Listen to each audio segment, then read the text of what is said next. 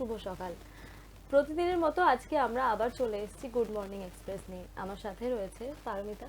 Good morning. Good morning Bhagyashree, good morning express নিউজের সকল দর্শক বন্ধুদের।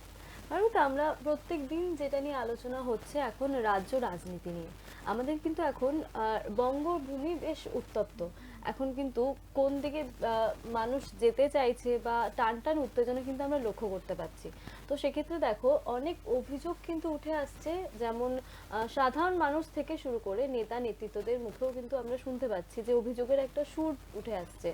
তো দেখো, কালকে কিন্তু আমাদের যেটা খবর এসছে যে মিম এসছে আমাদের রাজ্যে। তো সেক্ষেত্রে কিন্তু বিজেপির তরফ থেকে বলা হচ্ছে, সরি, তৃণমূলের তরফ থেকে বলা হচ্ছে যে বিজেপির কিন্তু এটা একটা চক্রান্ত করতে পারে। তারা কিন্তু অনেকটা ভোট মিম কিন্তু মুসলিম সম্প্রদায়ের কাছ থেকে কিন্তু কেড়ে নিতে পারে। তো সেক্ষেত্রে একটা কিন্তু আশঙ্কা দেখাই যাচ্ছে যে বিজেপির তরফে কিন্তু অনেকটা ভোট চলে যেতে পারে।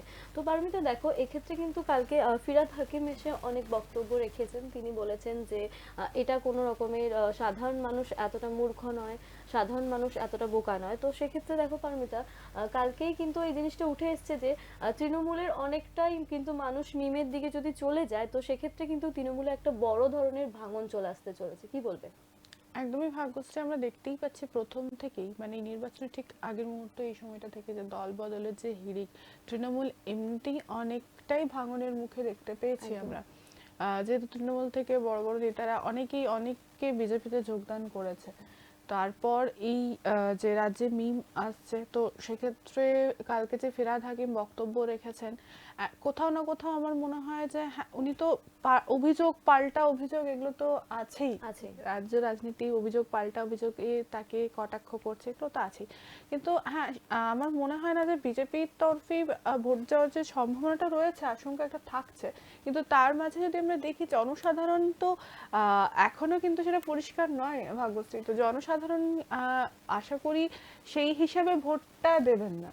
অনেকটাই জটিল হতে চলেছে সাধারণ মানুষের ক্ষেত্রে, কারণ তারা নিজেরাও বুঝতে পারছে না যে আদতে কোন দল তাদের জন্য কার্যকরী হয়ে উঠবে আর কোন দল আগের মতো সাধারণ মানুষ প্রতিশ্রুতি শুধু দিয়ে এটাই যাবে। বুঝতে পারছে না যে কোন দল ক্ষমতায় এলে, কোন সরকার ক্ষমতায় যে থাকবে, তিনি কিভাবে কাজ করবেন। কারণ তাদের একটাই অভিযোগ, একটাই ক্ষোভ যে যেই দল আসুক না কেন তারা কোনো রকমই সুযোগ সুবিধা পান না। হ্যাঁ, ভোটের আগে যেটা আমাদের বারবার আমাদের এই প্রোগ্রামে দ্বারা উঠে আসছে যে সাধারণ মানুষ কিন্তু বলছে বারবার যে এই ভোটের ঠিক আগের মুহূর্তেই কিন্তু মানুষের কাছে চলে যাচ্ছে বা দুয়ারে দুয়ারে চলে যাচ্ছে নেতা থেকে মন্ত্রী সবাই বিভিন্ন রকমের বার্মিতা, বিভিন্ন রকমের এই ভোটের আগের মুহূর্তেই কিন্তু আমাদের কর্মসূচিগুলো বা জনসভাগুলো দেখতে পাওয়া যাচ্ছে।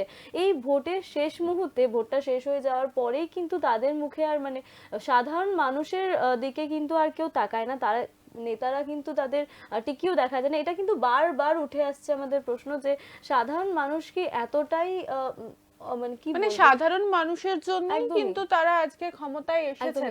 তারাই কিন্তু পারেন ক্ষমতায় আনতে, আবার আমরাই কিন্তু পারি তাদেরকে ক্ষমতা থেকে সরিয়ে আনতে। কিন্তু সাধারণ মানুষের কাছে যে প্রতিশ্রুতিগুলো এই ভোটের আগের মুহূর্তে অব্দি দিচ্ছে, সেগুলো কিন্তু ভোটের পরে আর তাদের টিকিও দেখা যাচ্ছে না। তো এই অভিযোগটা কিন্তু বারবার উঠে আসছে পারমিতা।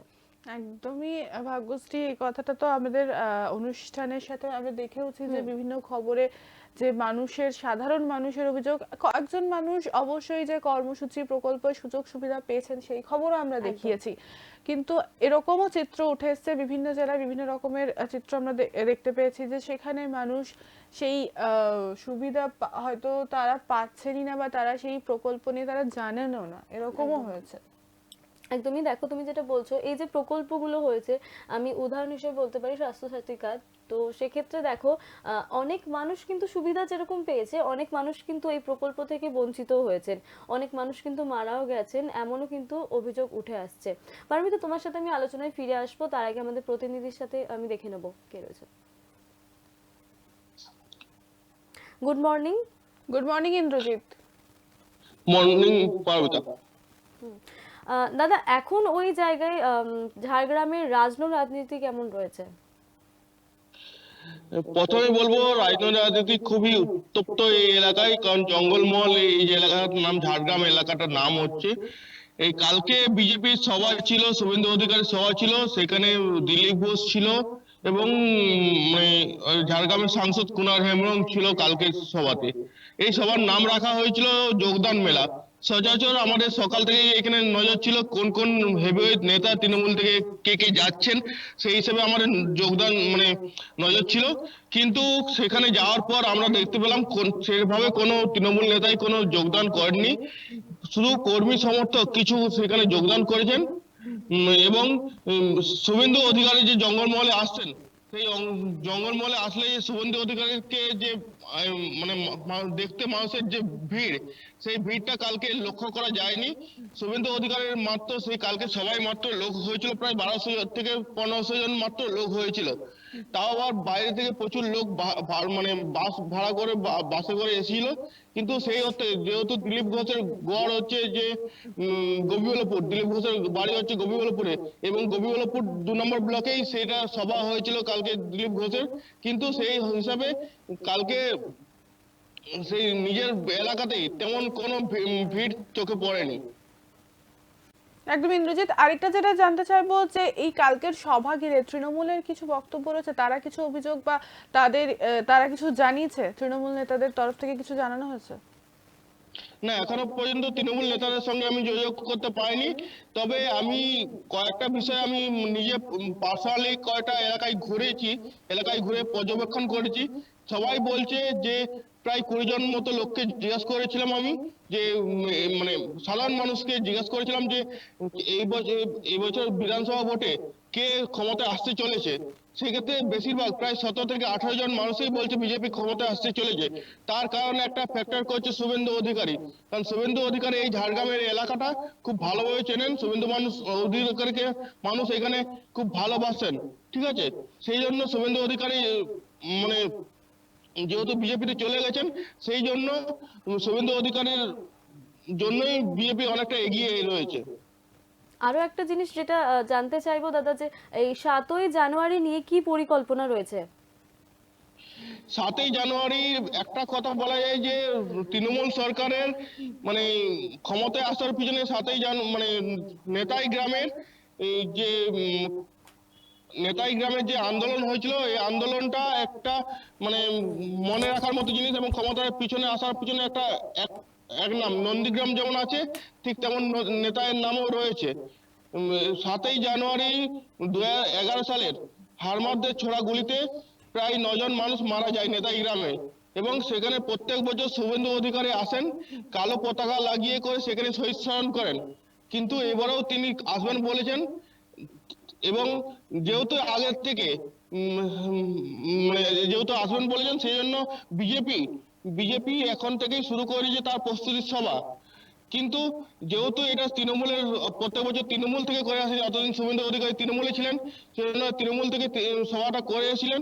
সেজন্য ঠিক সভামঞ্চের পাশেই তৃণমূলেরও একটি সভামঞ্চ মানে তৈরি করার কথা রয়েছে, ভাবনা রয়েছে তৃণমূলের। এবং 7ই জানুয়ারি কুর্মী সমাজ একটি বন্ধের ডাক দিয়েছে, হুরকা জ্যাম বলে একটি বন্ধের ডাক দিয়েছে। এবং এই 7ই জানুয়ারি বাঁকুড়া, পুরুলিয়া, পশ্চিম মেদিনীপুর এবং ঝাড়গ্রাম এই 4টি জেলাতে বন্ধের ডাক দিয়েছে। সেক্ষেত্রে আমাদের দেখার এখন যে কতটা এই রাজনৈতিক পরিস্থিতি, 7ই জানুয়ারি একদিকে শুভেন্দু সভা, একদিকে তৃণমূল সভা, একদিকে হুরকা জাম, 7ই জানুয়ারি খুব মানে কি হয় সেটা এখন আমাদের দেখার বিষয়। একদমই ইন্দ্রজিৎ, আরেকটা যে বিষয় তোমার কাছে জানতে চাইবো, যে এই যে বিজেপি বা তৃণমূলের যে সকল কর্মসূচির প্রকল্প রয়েছে, সেই কর্মসূচি প্রকল্প ঘিরে কি সাধারণ মানুষের কোনো অভিযোগ রয়েছে যে তারা এই কর্মসূচি প্রকল্প থেকে বঞ্চিত রয়েছেন বা সুযোগ সুবিধা পাচ্ছেন না? না, সেক্ষেত্রে এখনো জঙ্গলমহলে তেমন কোনো মানে অভিযোগ আসেনি। তবে এই মুহূর্তে আমাদের কাছে খবর প্রায় 3.5 লক্ষ মানুষ এই স্বাস্থ্যসাথী কার্ডে তারা নাম লিখিয়েছেন। এই কদিন মানে দুয়ারে সরকারের ক্যাম্পে তারা নাম লিখিয়েছেন। কিন্তু মানে বিজেপির কথা কালকেও তিনি মানে দিলীপ ঘোষ যেটা বলছিলেন, যে রাজ্য সরকার এই তাদের যে মানে যে কার্ডটা রয়েছে, ওই কার্ডটা থেকে বঞ্চিত করা হচ্ছে সাধারণ মানুষকে। রাজ্যের যে কার্ড, সেই মানে কেন্দ্রের যে কার্ডটা আছে, সেই আয়ুষ্মান ভারত, ওই কার্ডটা থেকে মানে রাজ্যবাসীকে বঞ্চিত করা হচ্ছে। তিনি মানে মানে এবং যে টাকাটা তিনি অ্যালটমেন্ট করেন কেন্দ্র সরকার, সেই কোনো অর্থই তারা মানে কেন্দ্র রাজ্য সরকার দিচ্ছে না। সেই জন্য তিনি বলেছেন যে সবই হয়ে গেছে, যারা আগে মমতাকে মা বলতো এখন তারা মায়ের ভোগে চলে যাচ্ছে, এটাই বলেছেন কালকে দিলীপ ঘোষ। অসংখ্য ধন্যবাদ তোমাকে ইন্দ্রজিৎ। আমাদের সাথে এখন প্রতিনিধি ছিলেন, তো যেটা বলছিলেন যে কালকে সভা থেকে কিন্তু বিজেপির সভাপতি দিলীপ ঘোষ কিন্তু আমাদের জানিয়েছেন যে মায়ের ভোগে চলে গেছেন মমতা ব্যানার্জি, কিন্তু যারা এখন মা বলে ভেবেছিলেন তারা কিন্তু এখন মায়ের ভোগে চলে গেছে। তো সেক্ষেত্রে কিন্তু একটা বড় ধরনের প্রশ্ন উঠে আসতেই পারে, সেক্ষেত্রে কিন্তু তৃণমূলের তরফ থেকেও কিন্তু এইটার জবাব আসতেই পারে। একদমই ভাগ্যশ্রী, আরেকটা যে বিষয় আমাদের প্রতিনিধি জানালেন, ইন্দ্রজিৎ আমাদেরকে বললো যে কালকের সভাতে নাকি শুভেন্দু অধিকারীর যে সভা সেখানে একদমই ভিড় লক্ষ্য করা যায়নি। তো তার এই বিজেপিতে যোগদানের পর আমরা দেখেছিলাম যে সভা রয়েছিল মেদিনীপুরে, সেখানে কিন্তু মানে ভিড় জমায়ে উপচে পড়েছিল। তো উপচে পড়া ভিড় দেখা গেছিল, কিন্তু প্রতিনিধি যেরকম আমাদের জানালেন যে কালকে সভাতে সেরকম ভিড় লক্ষ্য করা যায়নি। এখানেও একটা প্রশ্ন থাকছে, আরেকটা পাশাপাশি যে বিষয় থাকছে, আমরা যে একটু আগে যে বিষয় নিয়ে আলোচনা করছিলাম যে এই যে স্বাস্থ্যসাথী কার্ড বা প্রকল্প, সেখানে কিন্তু জঙ্গলমহলে যেরকম জানালেন ইন্দ্রজিৎ আমাদের, যে সেখানে কিন্তু সাধারণ মানুষের কিন্তু কোনো অভিযোগ নেই। তার মানে তারা হয়তো আমরা এটা দেখে ধরে নিতেই পারি যে তারা সেই প্রকল্প বা প্রকল্পের যে সুযোগ সুবিধা তারা কিন্তু পাচ্ছেন একদমই। তো সেক্ষেত্রে দেখো এখানে কিন্তু তৃণমূলের একটু দলটা ভারী দেখা যাচ্ছে, কারণ বিজেপিতে এমনি তো বিজেপির অনেকেই কিন্তু করছে না, তো সেক্ষেত্রে কিন্তু দেখা যাচ্ছে যে তৃণমূলের ক্ষেত্রে কিন্তু সেখানে মানুষ একটু বেশি রয়েছে, আশ্বাসে রয়েছে বিজেপির থেকে। আমাদের সাথে আমি আলোচনায় ফিরে আসবো পারমিতা, তার আগে আমি দেখে নেবো আমাদের প্রতিনিধিকে। গুড মর্নিং মুনমুন্দি। Good morning.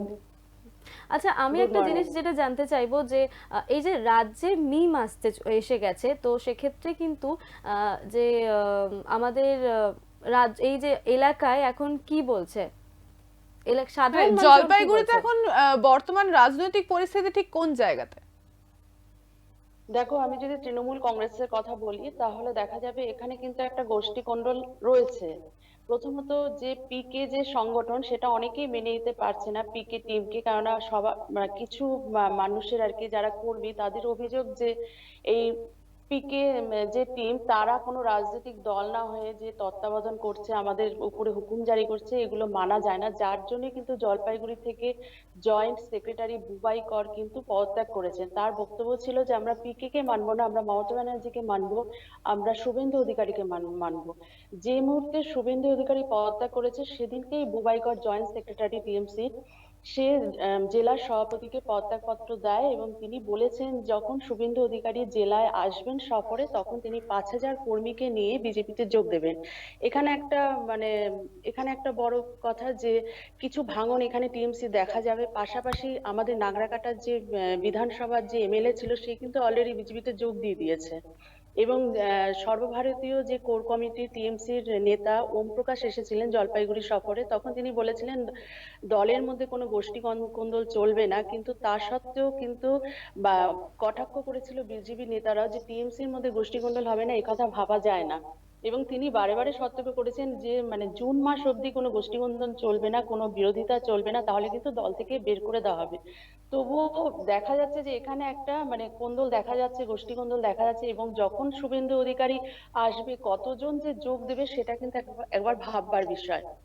আরো একটা জিনিস যেটা জানতে চাইবো যে এই যে সরকারি প্রকল্পগুলো ভোটের ঠিক আগেই শুরু হয়েছে, দুয়ারে সরকার, আন্নয় অন্যায়, আবার কালকে নতুন একটা উদ্যোগ গ্রহণ করা হয়েছে বিজেপির তরফ থেকে, তো সেক্ষেত্রে সাধারণ মানুষের প্রতিক্রিয়া কেমন? দেখো, স্বাস্থ্যসাথী কার্ডটা তো তোমার যেখানে সেলফ হেল্প গ্রুপ ছিল তাদের তো ছিল, সবার ছিল না। কিন্তু যখন সরকার ঘোষণা করেছিল যে সবার জন্য স্বাস্থ্য সাথী কার্ড, সেখানে সবাই উপকৃত হবে। এক্ষেত্রে কিন্তু একটা সবাই গিয়ে করা উদ্যোগ একটা দেখা দিয়েছে এবং বলেছে এটা খুব ভালো খবর, এটা হলে সবাই উপকৃত হবে, শুধু দরিদ্র না সবাই। এক্ষেত্রে ভিড় দেখা গিয়েছে যেখানে দুয়ারে সরকার পৌরসভা, ওখানে দেখা গেছে যে মিউনিসিপ্যালিটির তরফ থেকে সবাই বসেছে। প্রত্যেক ওয়ার্ডে কিন্তু যাদের রেশন কার্ডের অভাব অভিযোগ ছিল সবাই কিন্তু উৎসাহের সঙ্গে এই কাজগুলো করেছে। একদমই মুনমুন। মুনমুন, আমি একটু রাজ্য রাজনৈতিক প্রশ্ন থেকে একটু সরে আসতে চাইছি, যেহেতু এখন নিউ ইয়ারের সিজন চলছে, তো এখন আর জলপাইগুড়িতে এমনিতে এই সময়টাতে পর্যটকদের ঢল দেখাই যায়। তো আমরা একটু অন্য প্রশ্ন যেতে চাইছি যে এই যে 25 ডিসেম্বর বা 1 জানুয়ারি এই সময় যে পর্যটন কেন্দ্রগুলো, কয়েকটা পর্যটন কেন্দ্র বন্ধ ছিল, তো সেখানে কি পর্যটকরা এখন যাচ্ছেন বা পর্যটন কেন্দ্রগুলোতে কি ভিড় দেখা গেছে? দেখো, করোনার প্রাককালে যে সময় লকডাউন ঘোষণা করা হয়েছিল সেই সময় তোমার পর্যটন ব্যবস্থা মানে ব্যবসাটা কিন্তু ধুঁকছিল, কিন্তু সেখান থেকে অনেকটা বেরিয়ে এসেছে। তবে বলতে গেলে যে কলকাতার পর্যটক যে মানে ভিড় যে সেটা লক্ষ্য না করা গেলেও স্থানীয় যেমন আলিপুরদুয়ার, জলপাইগুড়ি, কোচবিহার, শিলিগুড়ি পাশাপাশি যে জেলাগুলো সেগুলো পর্যটকদের লক্ষ্য করা যাচ্ছে। পিকনিক স্পট গুলিও বেশ ভিড় দেখা যাচ্ছে, অনেকটা পর্যটন ব্যবসাও ফিরে এসেছে। আর কলকাতা দেখা গেল কিন্তু মানে সেইভাবে ভিড়টা দেখা যাচ্ছে না। যদি বলি যে করোনার সতর্কতা, সেটা নেই, মানে এখানে ভয়ও নেই, যদিও জলপাইগুড়ি শহরের মধ্যে সেখানে মানুষ মানে মাস্ক ছাড়া চলছে। মানে করোনা যে একটা আছে সেটা মানুষের মধ্যে আর ভয় নেই, এবং পর্যটন ব্যবস্থা মানে ব্যবসাটা ভালো মতোই এখন চলছে। এখন আর সেই যে বিপর্যস্ত ছিল সেখান থেকে কিছুটা হলেও ফিরে এসেছে। অসংখ্য ধন্যবাদ আপনাকে। আমাদের সাথে পারমিতা ছিল জলপাইগুড়ি থেকে আমাদের প্রতিনিধি। তো যেটা আরো উঠে আসছে যে রাজনীতি কিন্তু এখন বঙ্গভূমিতে বেশ টান টান একটা উত্তেজনা সৃষ্টি করেছে ইতিমধ্যেই। মানুষ কিন্তু এর মধ্যে এখনো অবধি জড়িয়ে রয়েছে, তারা কিন্তু এখনো অবধি ভেবে উঠতে পারছে না। পারমিতা, কি বলবে তুমি এটা নিয়ে? একদমই ভাগ্যশ্রী, এই বিষয় নিয়ে তো বলার বলতে দেখো যে এই দিকের কথা বলি বা উত্তরবঙ্গ দক্ষিণবঙ্গ যেখানেই কথা বলি, যে জেলারই কথা বলি, এখন ভোটের নির্বাচনের ঠিক আগের মুহূর্তে দল বদল, যোগদান, আমাদের ঝাড়গ্রামের প্রতিনিধিও জানালেন যে যোগদানের কথা ছিল, কিন্তু সেখানে কিছু কয়েকজন কর্মী সমর্থক বিজেপিতে যোগদান করেছিলেন। কিন্তু আর এদিকে আমাদের জলপাইগুড়িতে আমরা মুনমুনের সঙ্গে কথা বলে যেটা জানলাম, ওখানে একটা গোষ্ঠী কোন্দলের যে ব্যাপারটা রয়ে যাচ্ছে সেখানে আমরা জানতে পারলাম। তো নির্বাচনের ঠিক আগে এই সময়টাতে এক অন্যকে টেক্কা দিতে সব মরিয়া হয়ে উঠেছে। একদমই। তার মধ্যে দেখো যে এই যে সরকারি প্রকল্পগুলো যেগুলো এখন কাজগুলো করছে বা চলছে নির্বাচনের ঠিক আগে, বা এখন হয়তো অনেক কাজ বন্ধ হয়ে গেছে, যেমন আমাদের অনেক তৃণমূলের কাজ কিন্তু বন্ধ হয়ে গেছে এর মধ্যেই। তো সেক্ষেত্রে কিন্তু দেখা যাচ্ছে এই প্রকল্পগুলোর মধ্যে কিন্তু অনেকজন মানুষ আসছেন, আবার অনেকজন মানুষ কিন্তু অভিযোগের সুরও টানছেন। পারমিতা, তোমার সাথে আমি আবার ফিরে আসবো, তার আগে আমি দেখে নেবো প্রতিনিধিকে। আচ্ছা, কোনো যান্ত্রিক কারণের জন্য আমাদের বিচ্ছিন্ন হয়ে গেছে।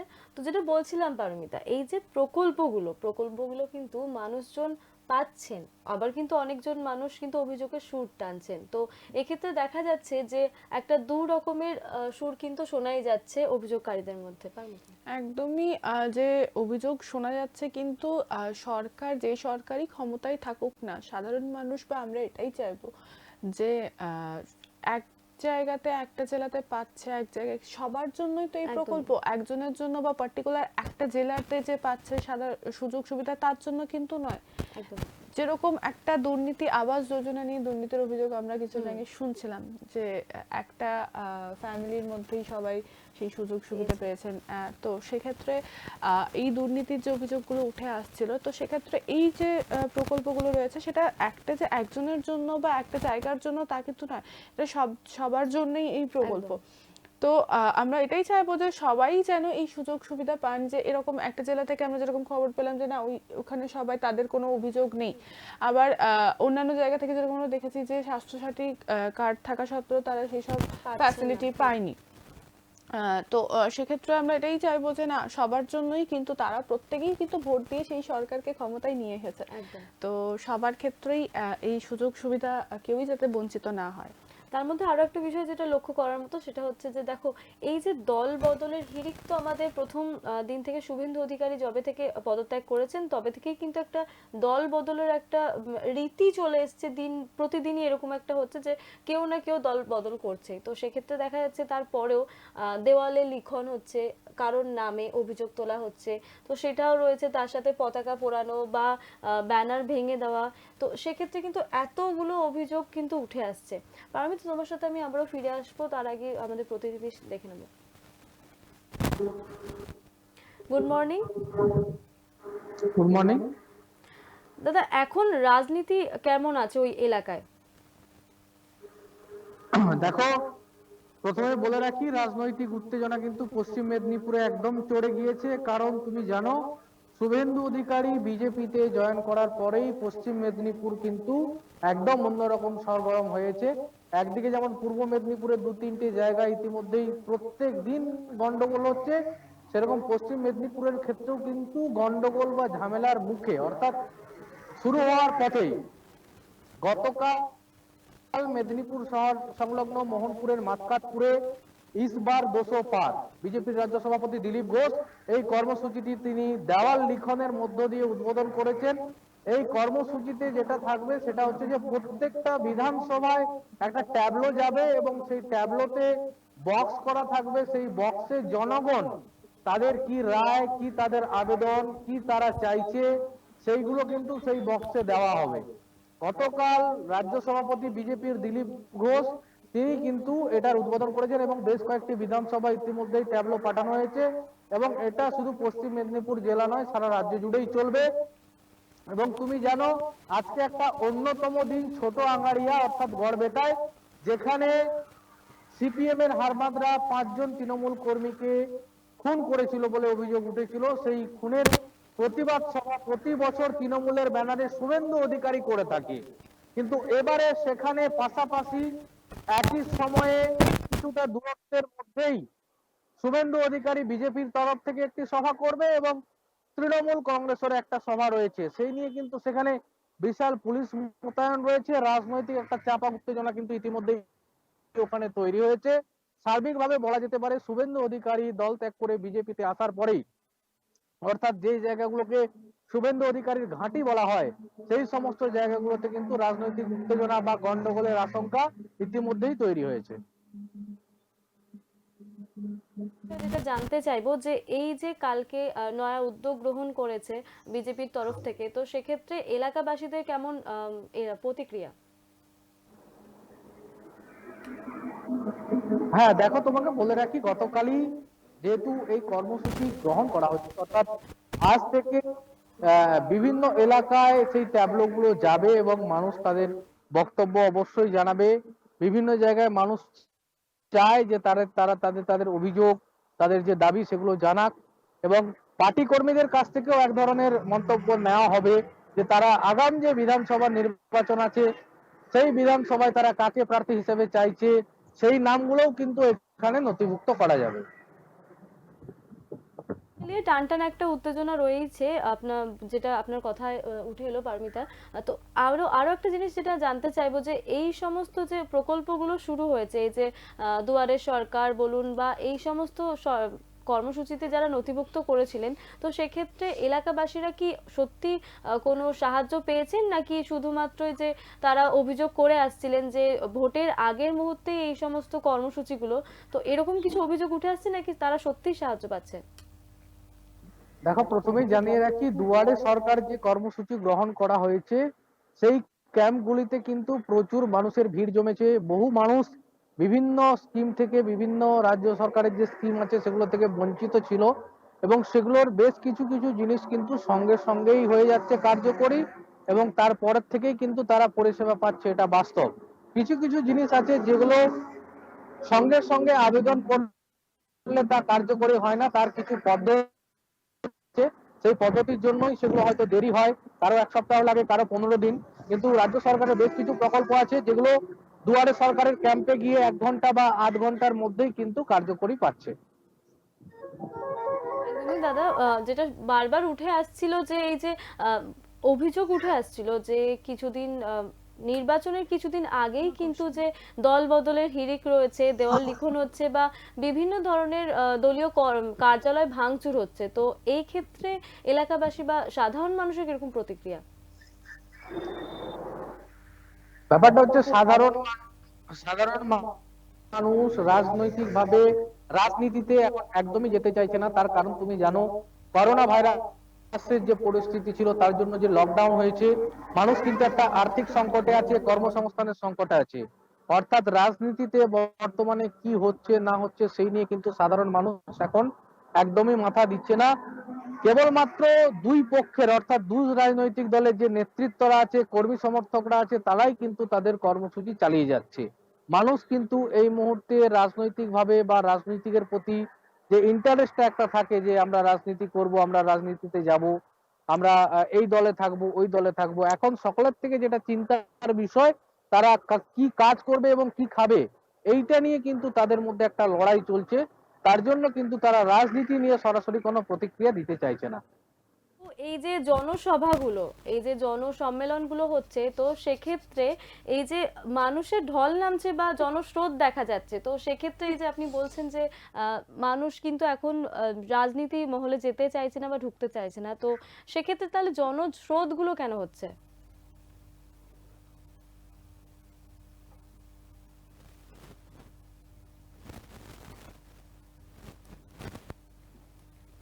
যান্ত্রিক ত্রুটির জন্য আমাদের কেটে গেছে। যেটা উঠে আসলো যে আচ্ছা, আমাদের প্রতিনিধির সাথে আরেকবার যোগাযোগ করে দেখে নিই। যেটা জানতে চাইছিলাম যে এই যে জনসভা বা ইয়েগুলো চলছিল, যে সম্মেলনগুলো, তো সেক্ষেত্রে মানুষ কিন্তু ভালো জনজোয়ার দেখা গেছে বা জনসমাগমে দেখা গেছে, তো সেক্ষেত্রে তুমি যে বললে যে মানুষ রাজনৈতিক জায়গায় এখন যেতে চাইছে না বা মাথা ঘামাতে চাইছে না, কিন্তু এই যে জনজোয়ার দেখা যাচ্ছে, তাহলে কি বলবে? এই জনজোয়ারটা কিন্তু কেবলমাত্র যারা রাজনীতি করে, কেবলমাত্র তাদের রাজনৈতিক সমর্থক যারা, তাদের ক্ষেত্রে। সাধারণ মানুষ কিন্তু এখনো পর্যন্ত ময়দানে দেখা যায়নি। সাধারণ মানুষকে দেখা গেলে কিন্তু এই জনস্রোতটা আরো বাড়বে। তুমি জানো যে পরিবর্তনের যেহেতু একটা আওয়াজ চলছে, দল বদলের একটা পালা চলছে, সেই জন্য কিন্তু যেখানে বিজেপির সভা হচ্ছে সেখানে বেশ কিছু তৃণমূল কর্মী সমর্থক জয়েন দিচ্ছে, তার জন্য সেখানে জনস্রোত হচ্ছে। আবার তৃণমূলের যেখানে সভা হচ্ছে সেখানে বিজেপির কিছু কর্মী সমর্থক যোগ দিচ্ছে, তার জন্য জনস্রোত হচ্ছে। অর্থাৎ যারা রাজনৈতিক কর্মী, যারা রাজনৈতিক সমর্থক, যারা রাজনৈতিক মানুষ, তারাই কিন্তু প্রত্যেকটা জায়গায় গিয়েই ভিড় জমাচ্ছে। যদি টিএমসির মিছিল হয় সেখানে বিজেপির কিছু লোক জয়েন দিয়ে সেটাকে ভরাট করা হচ্ছে। যদি বিজেপির কোনো সভা হয় সেখান থেকে দলে দলে টিএমসির লোক জয়েন করছে। তার জন্যই কিন্তু এই জনসভার জমায়েতটা লক্ষ্য করা যাচ্ছে। প্রকৃত যারা মানুষজন, যারা সমর্থক বা যারা মানুষজনের কথা বলছি, তারা কিন্তু এই মুহূর্তে রাজনীতির দিকে ঝুঁকছে না। একদমই ঠিক বলেছো। আরেকটা যে প্রশ্ন জানতে চাইবো তোমার কাছে, যেটা বিষয় যে বিজেপি তৃণমূল তরজা সংঘর্ষ তো রয়েছে, সেখানে কি গোষ্ঠী কোন্দলের কিছু খবর রয়েছে? দেখো, তৃণমূলের আমরা গোষ্ঠী প্রথম থেকেই আমরা বলে এসেছি পশ্চিম মেদিনীপুর জেলায় কিন্তু তৃণমূলের গোষ্ঠী কন্দল রয়েছে। বিশেষ করে কেশপুর, দাঁতন বা গড়বেতা বা বেলদা বা ডেবরা বা সবং, প্রত্যেকটা জায়গাতেই কিন্তু তৃণমূলের একটা গোষ্ঠী কন্দল রয়েছে। শুভেন্দু অধিকারী বিজেপিতে আসার পরে বিজেপির মধ্যেও কিন্তু একটা গোষ্ঠী আছে, যেটা এখনো কিন্তু প্রকাশ পাচ্ছে না। শুভেন্দু অধিকারীর ঘনিষ্ঠ বা দিলীপ ঘোষের ঘনিষ্ঠ এরকম যে একটা পরিস্থিতি আগামী দিনে তৈরি হতে চলেছে, সেটাও কিন্তু পরিষ্কার এখনো বোঝা যাচ্ছে না। এখন সবাই মিলে একসাথে কাজ করছে। পশ্চিম মেদিনীপুর জেলায় তৃণমূল কংগ্রেসের কিন্তু গোষ্ঠীদ্বন্দ্ব বিভিন্ন জায়গায় আমরা দেখেছি এবং সেটা প্রকাশও পেয়েছে। ধন্যবাদ তোমাকে। পারমিতা, আমরা যেটা বারবার দেখে যে কোনো নির্বাচনের আগে এই যে দল বদল তো রয়েইছে, তার মধ্যে কিন্তু গোষ্ঠী কোন্দলটাও দেখা যাচ্ছে। তৃণমূল বিজেপির তো রয়েছে, তার মধ্যে কিন্তু এই যে বিজেপির যে গোষ্ঠী কোন্দল এখন দেখা যাচ্ছে নতুন বিশেষ করে। করে বিজেপিতে সবাই তৃণমূল থেকে যে যোগদান আমরা দেখলাম, তারপর বিজেপির মধ্যে একটা গোষ্ঠী কোন্দল তো রয়েছে, কিন্তু হ্যাঁ, সেটা এখনো সেইভাবে প্রকাশ্যে কিন্তু আমরা তার আগে দেখতে কিন্তু পাইনি। আমাদের এই কোন্দলগুলোর ক্ষেত্রে কিন্তু বলেছেন, দিলীপ ঘোষকে যখন জিজ্ঞাসা করা হয়েছিল তখন কিন্তু তিনি জানিয়েছেন যে এই বিজেপির যে এখন কর্মী বা মানুষেরা বেড়ে গেছে, তার জন্যই কিন্তু এই রকমের গোষ্ঠী কোন্দল হচ্ছে। তিনি কিন্তু পরিষ্কার সাংবাদিকদের সামনে বলেছেন যে বিজেপির কর্মীরা অনেকটা বেশি হয়ে গেছে বলেই কিন্তু এরকম সমস্যার সৃষ্টি হচ্ছে। আরো একটা বিষয় যেটা হচ্ছে এই যে আদি আর নব্য একটা কোন্দল সৃষ্টি করছে, ঠিক আছে, তো সেক্ষেত্রে কিন্তু একটা বড় ধরনের প্রশ্ন উঠতে পারে। একদমই ভাগ্যশ্রী, যে নব্য, তুমি যে কথাটা বললে যে যে বিজেপিতে যে যোগদান, যে যারা দলের আগের থেকেই যারা দলে রয়েছেন, তারা কিন্তু ওই সময়ই দলের মধ্যে থেকে যে তারা দেখেছে, তারা তৃণমূল নেতারা যারা এতদিন তৃণমূলের হয়ে কাজ করছেন, তারাই আবার বিজেপিতে এসছে। তো তাদের পক্ষে সেটা মেনে নেওয়াটা কোথাও একটা হয়তো আমরা দেখতে পাচ্ছি, কিন্তু সেটা এখনো তাদের মধ্যে যে গোষ্ঠী কোন্দল রয়েছে বা সেটা কিন্তু এখনো প্রকাশ্যে আসেনি। এই বিষয়টা একটা দেখা যাচ্ছে। একদমই। তারও আগে একটা বিষয় যেটা তুমি বলছিলে, এই যে জিতেন্দ্র তিওয়ারিকে নিয়েও কিন্তু সমস্যার সৃষ্টি হয়েছিল। প্রথমে কিন্তু উনি বলেছিলেন যে বিজেপিতে যোগদান করবেন, সেক্ষেত্রে কিন্তু যখন বলা হয়েছে বিজেপি নেতৃত্বরা যখন বলেছে তাকে নেওয়া হবে না, তখনই কিন্তু তিনি সুর পরিবর্তন করেছেন। তিনি কিন্তু আবার বলেছেন যে না, মুখ্যমন্ত্রীর সাথে তার কিছু সমস্যা হয়েছিল, কিছু ভুল বোঝাবুঝি হয়েছিল, যার জন্য তিনি কিন্তু আবার তৃণমূলে ফিরে এসেছেন। তো আবারও কিছুদিন পর কিন্তু দেখা গেছে যে উনি কিন্তু বিজেপি যেখানে বৈঠক হচ্ছিল সেই হোটেলেই কিন্তু খেতে গেছেন। তো সেক্ষেত্রে একদমই, কিন্তু জিতেন মানুষের তিওয়ারির প্রসঙ্গে যদি কথা বলতেই হয়, উনি প্রথমে তৃণমূলের নিয়ে বিরুদ্ধে সুর চড়িয়েছিলেন। তারপরে তিনি মমতা বন্দ্যোপাধ্যায় মুখ্যমন্ত্রীর কাছে ক্ষমা প্রার্থী হয়েছেন, ক্ষমাও চেয়েছেন। তারপরে মাঝখানে আমরা এটাও দেখেছি যে যখন তিনি বিজেপিতে আসতে চেয়েছিলেন, তাকে কিন্তু নেওয়া হয়নি। বিজেপির অনেকেই নেতারা তাকে মেনে নিতে পারেননি। তো সেক্ষেত্রে তারপরে তিনি আবার তার আবার সুর তৃণমূলে পরিবর্তন হয়েছে, আবারও সুর তারপরে পরিবর্তন আবার হয়েছে। তিনি সুর পরিবর্তন করেছেন, তারপর দেখা গেছে তৃণমূলে রয়েছেন। তো কিন্তু তারপরেও আবার বৈঠকের নিচেই তিনি খেতে গেছেন। তো সেক্ষেত্রে কিন্তু সাধারণ মানুষের মধ্যে একটা প্রশ্ন থাকতেই পারে যে আদতে তিনি কোন দলের হয়ে নির্বাচনে থাকছেন বা কোন দলের হয়ে তিনি খাটবেন। পারমিতা, একদম, যে তিনি কোন দলের, যদি নেতা যাকে সাধারণ মানুষ যাকে ভোট দেবে বা যারা যে নেতারা রয়েছেন তারাই যদি সাধারণ মানুষ এটাই না জানতে পারে যে তারা এখন কোন দলের হয়ে কাজ করছে, তো সাধারণ মানুষ তো নিজেরাই একটা দ্বন্দ্বের মধ্যে রয়েই যাচ্ছে যে কাকে তারা ভোট দেবেন বা তিনি যাকে ভোট দিচ্ছেন তিনি কোন দলের হয়ে কাজ একদমই করছেন। একদমই। সেক্ষেত্রে কিন্তু বড় ধরনের একটা প্রশ্ন উঠে আসছে, মানুষ কিন্তু বুঝে উঠতে পারছে না যে আদতে কে কোন দলে আছে বা কারা বহিরাগত বা কারা তাদের হয়ে কাজ করতে চলেছে বা নির্বাচনের পর কারা তাদের সাথে লড়বে। তো সেক্ষেত্রে পারমিতা একটা কিন্তু বড় প্রশ্ন থেকেই যাচ্ছে যে মানুষ সত্যি কোন দিকে যাচ্ছে, বা এই যে যাদেরকে অনুগামী হিসেবে ভাবতেন বা যাদের পথ প্রদর্শন করে তারা ভাবছিলেন তারা হয়তো তাদেরকে নিয়ে এগোবেন সঙ্গে করে। তো সেক্ষেত্রে কিন্তু দেখা যাচ্ছে যে দলনেতাই কিন্তু দল চেঞ্জ করে ফেলছে বা দল ত্যাগ করে ফেলছে। তো সেক্ষেত্রে একদম কিন্তু একটা বড় ভাগ্যশ্রী, প্রশ্ন উঠে আসছে। সেই ক্ষেত্রেই কথাটা বলি যে সাধারণ মানুষ কিন্তু এরকম নয় যে আমি বিজেপিকে ভোট দিচ্ছি বা আমি তৃণমূলকে ভোট দিচ্ছি বা আমি কংগ্রেসকে ভোট দিচ্ছি, এইভাবে না। আমরা দেখি সাধারণ মানুষ দেখে যে কারা কাজ করেছে বা যে কোন সরকার ক্ষমতায় এলে তাদের যে প্রতিশ্রুতি দেওয়া হয়েছিল সেগুলো তারা পূরণ হবে, একদম সেইভাবেই কিন্তু তারা ভোটটা দেয় বা তারা ভোটটা দেওয়া উচিত। যে আমি বিজেপিকে ভোট দিয়েছি মানে বিজেপিকে ভোট দেবো বা মানে সাধারণ মানুষই পারে যে সরকারকে ক্ষমতায় আনতে, সেই সরকারকে আবার সরিয়ে সেই দলকে সরিয়ে দিতে। একদমই পারমিতা, যেটা আমরা আসছিলাম যে এই যে দল বদল তো রয়েছে, তার মধ্যে কিন্তু এই সমস্ত জিনিসপত্র নিয়ে কিন্তু বেশ উত্তপ্ত হয়ে রয়েছে রাজনৈতিক মহল। তো সেক্ষেত্রে পারমিতা দেখো যে মানুষ কিন্তু সত্যি এখনো অবধি অজানা যে কি করবে বা কি করতে চলেছে। নানা রকম প্রকল্প আমরা দেখছি দিনের পর দিন, নয়া কর্মসূচি বিজেপির তরফ থেকে, তৃণমূলের তরফ থেকে, অন্যান্য রাজনৈতিক দলের তরফ থেকে। তার মধ্যে উঠে আসছে গোষ্ঠী কোন্দল, যে তৃণমূলের গোষ্ঠী কোন্দল দেখেছি, বিজেপিরও গোষ্ঠী কোন্দল দেখা গেছে। এরকম নয় যে শুধুমাত্র তৃণমূলেরই। তো সেক্ষেত্রে যে রাজনৈতিক দলগুলো গোষ্ঠী কোন্দল, মানুষ কিন্তু বুঝে উঠতে পারছেন না আমার মনে হয় যে কোন দলের হয়ে তারা, কোন নেতা কোন দলে আছে, বা পরবর্তীকালে কিছু এখনো যেহেতু নির্বাচন সামনে মানে এখনো ঠিক আগের মুহূর্তে যে এত কিছু হলো, এখনো দল বদল হতেই পারে, এরকমও কিন্তু আশঙ্কা দেখা যাচ্ছে। দেখো এই যে দিলীপ ঘোষের কালকে বক্তব্য, কটাক্ষের সুরে যেটা জানিয়েছেন যে বাংলার মাকে যারা মা ভেবে বসেছিলেন এতদিন তারা মায়ের ভোগে চলে গেছে।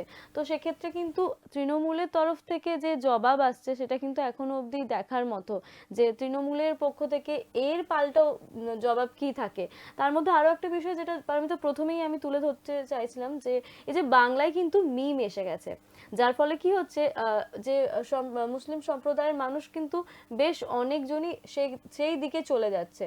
তো কিন্তু তৃণমূলের দিক থেকে কিন্তু আশঙ্কা রয়েই যাচ্ছে যে বিজেপি কিন্তু অনেকটাই ভোট কেটে নিতে পারে এক্ষেত্রে। কিন্তু তাও এখানে আমি বলবো ভাগ্যশ্রী, যে ভোটটা কিন্তু এবারে যে নির্বাচন সেটা কিন্তু একতরফা নয়, একদম বেশ টেক্কা দিয়ে চলছে সমস্ত রাজনৈতিক দলগুলো এক অন্যকে।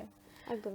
তো সেখানে আমরা এটা বলা এখনো যেতে পারে না যে কে এবারের নির্বাচনে কে জিতবে, বা কারণ এবারে সম্পূর্ণ আলাদা রকম রাজনৈতিক যে পারদ একদম তুঙ্গে রয়েছে।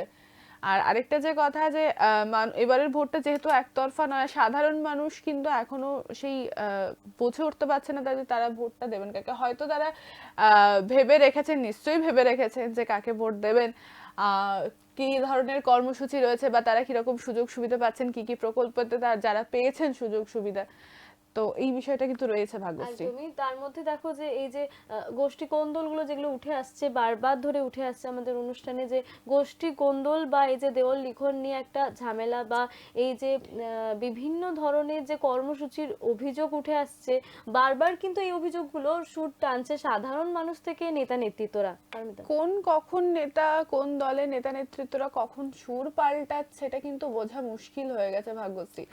একদমই। যাদেরকে দেখছি আজকে এতদিন এই দলের হয়ে কাজ করলো, তারা কিন্তু সেই দলের বিরুদ্ধে এখন অভিযোগ ক্ষোভ করে দিচ্ছে। একদমই। আমাদের এটাই প্রশ্ন, মানে সাধারণ মানুষের এটাই প্রশ্ন যে এই যে দলনেতা বা যারা ছিলেন এখন এতদিন ধরে পদে, তারা এত বছর ধরে কি করলেন? তাহলে 10-11টা বছর ধরে তারা মানে যে দলের হয়ে কাজ করলেন, তাদের সবাই যে দলের হয়ে এতদিন ধরে কাজ করে গেলেন, এত কিছু সভা মিটিং মিছিল সবকিছু, সেই দলের বিরুদ্ধে এখন এত কিছু ক্ষোভ, তাহলে এতদিন তিনি বলেননি বা কেন, বা যারা দল এই দল ছেড়ে ওই দলে যোগদান করলেন তারা এতদিন কেন এই প্রশ্নটাই কিন্তু বারবার উঠে আসছে সংবাদ মাধ্যমের মাঝখানে, যে এই যে পদত্যাগের পর কিন্তু তারা বারবার সুর চড়াচ্ছেন, অভিযোগের সুর চড়াচ্ছেন। তো সেক্ষেত্রে এই কথাগুলোই তারা বা এই মন্তব্যগুলোই তারা কেন কিছুদিন আগে বলেনি, ভোটের ঠিক 1-2 মাস আগেই তারা কেন এই অভিযোগের সুরগুলো টানছেন? পারমিতা, একদম, যে এই অভিযোগটা, এটা সাধারণ মানুষের কিন্তু মনের মধ্যে নানান ধরনের যে প্রশ্নগুলো রয়ে যাচ্ছে, যে তারা দেখছেন যে হয়তো যিনি যেরকম দাদার অনুগামী, আমরা কিছুদিন আগে দেখছিলাম, তিনি যে বিজেপিতে যোগ দেবেন দাদার অনুগামী, কিন্তু তার প্রত্যেকেই যে দাদার অনুগামী যারা রয়েছিল, শুভেন্দু অধিকারী যে যারা সমর্থক, কিন্তু সবাই যে বিজেপিতে যোগদান করছে তাও কিন্তু নয়। দাদার অনুগামীরা অবশ্যই বিজেপিতে তারা যোগদান করেছে, কিন্তু তারা একটা জিনিস দেখেছেন, তারা এতদিন তৃণমূলের হয়ে কাজ করে এসেছেন, তারা তৃণমূলের কর্মী ছিলেন, প্রত্যেকে কিন্তু যে দাদার অনুগামী ছিলেন যারা, তারা যে সবাই বিজেপিতে যোগদান করছে সেটাও কিন্তু হয়নি। অনেক জায়গায় দেখা গেছে যে শুভেন্দু অধিকারী পদত্যাগের পর কিন্তু তারা কিন্তু তার বিরুদ্ধে বিভিন্ন ধরনের র্যালি বলো বা বিভিন্ন ধরনের কর্মসূচি করেছে, তার পোস্টারের ওপর জুতোর মালা দিয়ে তারা অভিযোগ করেছে যে কেন করেছেন তিনি, এতদিন ধরে যে মমতা ব্যানার্জি তাকে উঠিয়ে ধরেছে তার বিরুদ্ধে কেন কথা বলছে। তো এই সমস্ত জিনিসপত্র কিন্তু হয়েই রয়েছে। পারমিতা, একদমই, যে দলের হয়ে এতদিন কাজ করলেন, যে দলের হয়ে তিনি যে যে পদগুলি পেয়েছিলেন, যার জন্য সেই দল উনি ত্যাগ করে বিজেপিতে যোগদান করলেন, সেটাও একটা বিষয়। আরেকটা যে বিষয় হচ্ছে যে উনি যে সমস্ত কথাগুলি এখন বলছেন তৃণমূলের বিরুদ্ধে, সেই সকল কথাগুলো এতদিন তিনি কেন বলেনি। তিনি আরেকটা যে বিষয় আমরা দেখেছিলাম যে তিনি যখন বিজেপিতে যোগদান করেননি তার আগে আরেকটা কথা তিনি বলেছেন যে তিনি কিন্তু এখনো দল ত্যাগ করেননি, একটা সভাতে তিনি বলেছিলেন। তো সেখানেও কিন্তু পরিষ্কার ছিল না বিষয়টা। সেই সভা ঘিরে কিন্তু সবাই অনেকদিন ধরে একটা বেশ টানটান উত্তেজনা, যে উনি কি সত্যিই বিজেপিতে যোগদান করছে। হ্যাঁ, তারপর দেখা গেল উনি বিজেপিতেই যোগদান করেছেন, দাদার অনুগামী। তারপর আস্তে আস্তে সব পরিষ্কার হয়ে গেল বিষয়টা আমাদের কাছে। তৃণমূল নেতারা কিন্তু এটাও বলে জানিয়েছেন যে এত দিন ধরে তারা কিন্তু জানতেন যে শুভেন্দু অধিকারীর সাথে অনেক দিন ধরেই বিজেপির সম্পর্ক ছিল, শাসক দলের সাথে কিন্তু তার অনেক দিন ধরেই কিন্তু সম্পর্ক ছিল। তো সেক্ষেত্রে কিন্তু তৃণমূল এমনি জানতো যে তারা শুভেন্দু অধিকারী কিন্তু পদত্যাগ করতে পারে, কিন্তু সাধারণ মানুষের কাছে কিন্তু এটা বেশ একটা বড় ধরনের প্রশ্ন চিহ্ন ছিল নির্বাচনের আগে, যে সত্যি কি শুভেন্দু অধিকারী বিজেপিতে যোগদান দেবে। পারমিতা, একদমই ভাগ্যশ্রী, এখন রাজ্য রাজনৈতিক বিষয় পুরো একদম পারদ, একদম উত্তেজনা, একদম চারিদিকে পারদ তুঙ্গে রয়েছে। কখন কোথায় কে দল বদল করছে, দল বদলের হিড়িক কিন্তু নির্বাচনের ঠিক আগের মুহূর্তে একটা বেশ মানুষকেও ভাবাচ্ছে কিন্তু। একদমই পারমিতা, আমরা অনুষ্ঠানের একদম শেষের দিকে চলে এসেছি। আজকের মতো এতটুকুই। ভালো থাকবেন, সুস্থ থাকবেন। নমস্কার।